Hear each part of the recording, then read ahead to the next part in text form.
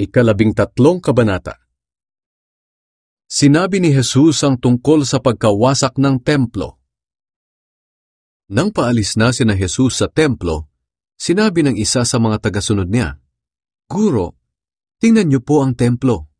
Kay laki ng mga ginamit na bato at napakaganda ng pagkakagawa." Sinabi ni Jesus sa kanya, "Ang templong ito na nakikita ninyo ngayon na gawa sa malalaking bato, ay siguradong magigiba at walang maiiwang magkapatong na bato."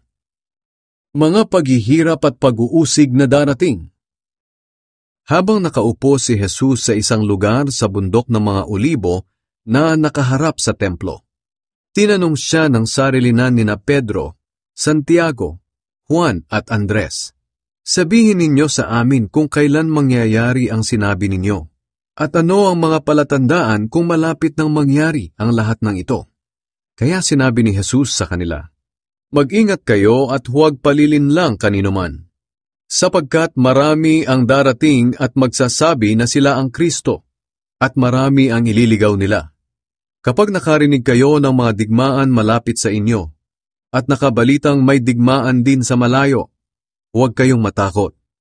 Kinakailangang mangyari ang mga iyan, ngunit hindi pa ito ang katapusan.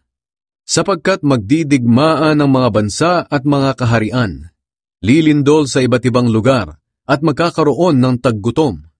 Ang mga ito'y pasimula pa lang ng mga paghihirap na darating.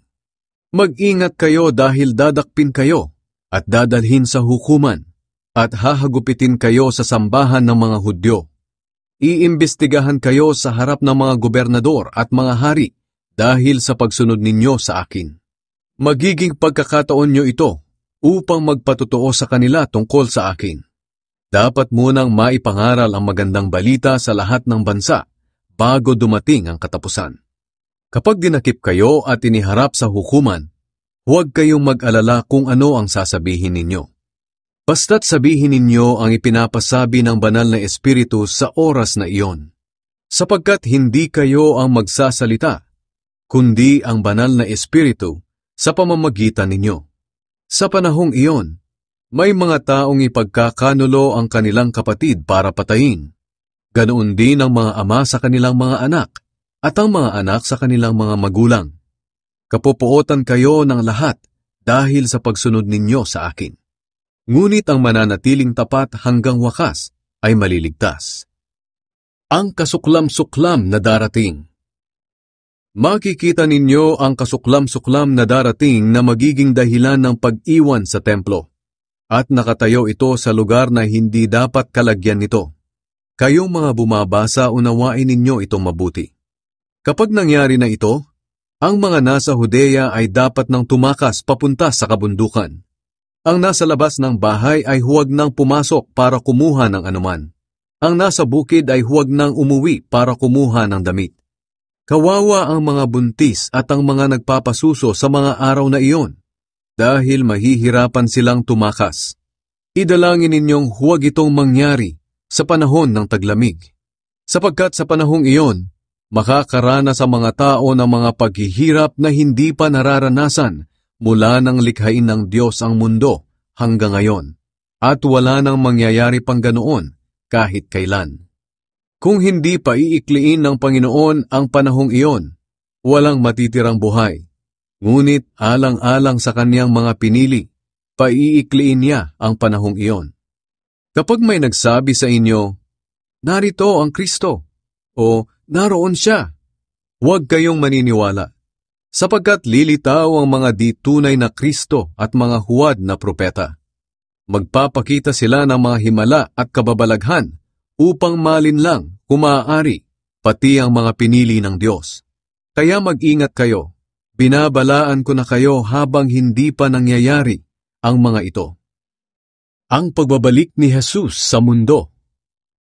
Pagkatapos ng mga araw na iyon ng matinding kahirapan, magdidilim ang araw, hindi na magliliwanag ang buwan, at mahuhulog ang mga bituin mula sa langit. Ang mga bagay sa kalawakan ay mayayanig, at mawawala sa kani-kanilang landas. At makikita nila ako na anak ng tao na dumarating mula sa mga ulap nataglay ang dakilang kapangyarihan at kaluwalhatian. Ipapadala ko ang aking mga anghel sa lahat ng lugar sa mundo upang tipunin ang aking mga pinili. Ang aral mula sa puno ng igos. Unawain ninyo ang aral na ito mula sa puno ng igos. Kapag nagkakadahon na ang mga sanga nito, alam ninyong malapit na ang tag-init. Ganoon din naman kapag nakita ninyong nangyayari na ang mga sinasabi kong ito sa inyo, malalaman ninyong malapit na akong dumating. Sinasabi ko sa inyo ang totoo. Matutupad ang lahat ng ito bago mawala ang henerasyong ito. Ang langit at ang lupa ay maglalaho, ngunit ang mga salita ko ay mananatili magpakailanman. Walang taong nakakaalam kung kailan babalik si Jesus. Tungkol sa araw o oras ng aking pagbabalik, walang nakakaalam nito.